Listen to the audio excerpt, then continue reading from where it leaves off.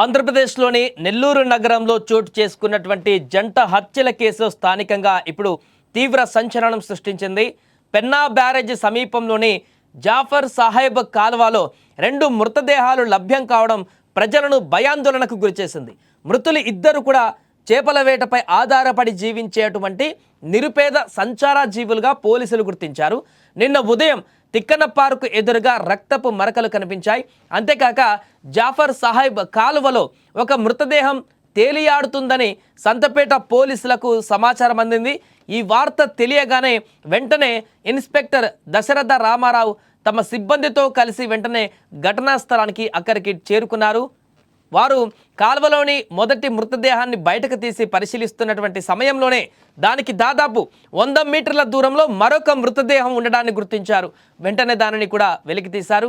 ఈ దారుణమైనటువంటి ఘటనపైన పోలీసులు ప్రాథమిక విచారణ చేపట్టారు. పోలీసుల విచారణలో మృతుల్లో ఒకరిని ఎం పోలయ్యగా గుర్తించారు. ఇతను బాపట్ల ప్రాంతానికి చెందిన వ్యక్తిగా పోలయ్య తన రెండో భార్య లక్ష్మితో కలిసి పెన్నా నది ఒడ్డున ఉన్నటువంటి చిన్న గుడారంలో నివసిస్తున్నట్టుగా గుర్తించారు. మరో మృతుని శివగా గుర్తించారు. ఈ ఇద్దరు కూడా నిరుపేదలు. వారు చేపలు పట్టుకొని వాటిని అమ్ముకొని జీవనం సాగించేటువంటి సంచార జీవులు. చేపల వేటపై మాత్రమే ఆధారపడి జీవనం సాగించేటువంటి ఈ నిరుపేదలను ఇంత కిరాతకంగా చంపవలసిన అవసరం ఎవరికి ఉంటుంది అన్న కోణంలో పోలీసులు లోతుగా దర్యాప్తు చేస్తున్నారు. అయితే ఈ హత్యల వెనుక స్థానికులు తీవ్రమైనటువంటి అనుమానాన్ని కూడా వ్యక్తం చేస్తున్నారు. ఆ నది పరిసర ప్రాంతాలలో గంజాయి తాగే బ్యాచ్ల హస్తం ఉండవచ్చని కూడా వారు చెబుతున్నారు.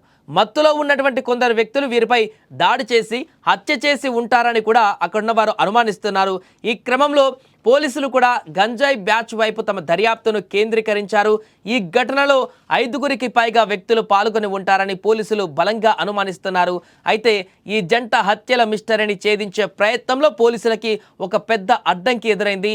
నేరం జరిగినటువంటి ప్రాంతంలో సీసీ కెమెరాలు పనిచేయకపోవడం దర్యాప్తు వేగాన్ని తగ్గించింది.